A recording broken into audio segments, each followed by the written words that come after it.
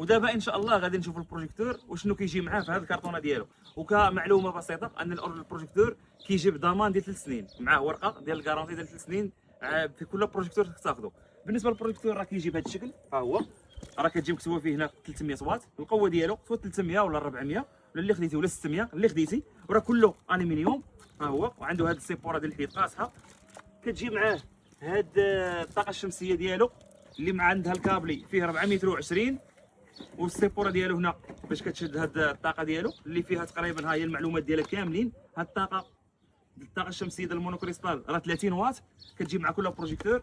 كيجيو معاه الشوفيات والفيسات، وطبعا كيجي معاه حتى كتاب استعمال اللي ما كيقراه حتى واحد مغربي، كلشي معروفين كيالوح. ها هو هذا.